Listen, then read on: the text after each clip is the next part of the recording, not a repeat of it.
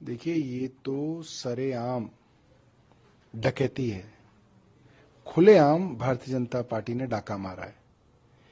कोई भी आदमी इस बात को समझ सकता है कि चंडीगढ़ के अंदर 36 सीटें हैं पार्षदों की, उसमें 14 भारतीय जनता पार्टी की हैं, 13 आम आदमी पार्टी की हैं, 7 कांग्रेस की हैं, यानी कि 13 जमा 7 आम आदमी पार्टी के पास 20 वोट हैं और भारतीय जनता पार्टी के पास 14 वोट हैं।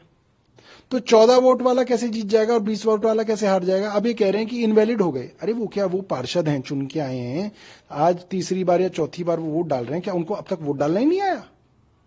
अब तक वो वोट डालते थे तब ठीक था। मतलब कोई अपना वोट कैसे इनवैलिड कर सकता है, वो भी इतना जरूरी वोट? जाहिर सी बात है कि इसके अंदर बड़ी धांधली हुई है और भारतीय जनता पार्टी आज पूरे देश के सामने दोबारा एक्सपोज हो गई कि वो छोटी से छोटे चुनाव में भी खराब नीयत का शिकार होते हैं। और सबको समझ में आ रहा है कि भारतीय जनता पार्टी ने पहले चुनाव को टालने की कोशिश की क्योंकि वो हार रहे थे, और जब वो हाई कोर्ट के ऑर्डर पे उन्हें चुनाव कराने पड़े तो बेईमानी करके जो है वो ये काम कर रहे हैं। वो जैसे छोटे छोटे बच्चे क्रिकेट नहीं खेलते थे कि आपने अगर बैटिंग कर ली तो आप चीटिंग करने के लिए, जी अब मैं बैट लेके जा रहा हूं, मैं नहीं खेलता, ऐसा काम जो है भारतीय जनता पार्टी कर रही है। अभी आरोप भी लगाए जा रहे हैं, कई आपके नेताओं ने ट्वीट किया एक फोटो और वीडियो। देखिए, मैं ये समझता हूं, एक ऐसा चुनाव जिसपे इतना लड़ाई झगड़ा चल रहा था, कोर्ट जाके जो चुनाव कराना पड़ा, उसके अंदर हमारा पार्षद जो है गलत वोट डाल देगा, ये कैसे हो सकता है?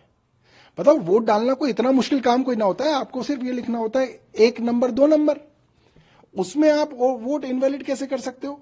ये सिर्फ और सिर्फ जो है एक षड्यंत्र है और एक बहुत ही घटिया राजनीति है। इससे ये भी समझ में आता है कि भारतीय जनता पार्टी किसी भी हद तक छोटे से छोटे चुनाव को जीतने के लिए गिर सकती है।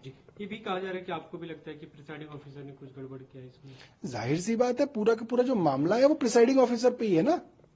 प्रिसाइडिंग ऑफिसर जो है वो उस वक्त का जज है, वो बताएगा कि ये वैलिड है, वो इनवैलिड है। अब उसने वो इनवैलिड कर दिया, अब आप लड़ते रहो कोर्ट के अंदर, वो जो है सालों तक वो फैसला आएगा, तब तक वो जो है मेयर का टर्म पूरा हो जाएगा। ये पूरी बदमाशी है। इससे पहले दिखा कि अभी जो चुनाव हुआ वो भी कोर्ट के हस्तक्षेप से हुआ। आपको लगता है कि फिर से कोर्ट जाना चाहिए? कोर्ट तो जाना ही पड़ेगा, कोर्ट जाने के अलावा और कोई चारा नहीं है। मगर क्या हर मामले में कोर्ट ही जाया जाएगा? क्या सरकारें चलनी अब बिल्कुल बंद हो जाएंगी? सरकारें द्वारा बिल पास करते हैं, गवर्नर उनको आगे नहीं भेजते, कोर्ट जाना पड़ता है। हमारे पैसे बजट में पास हो रखे हैं, हमें फाइनेंस डिपार्टमेंट नहीं दे रहा, हमें कोर्ट जाना पड़ता है।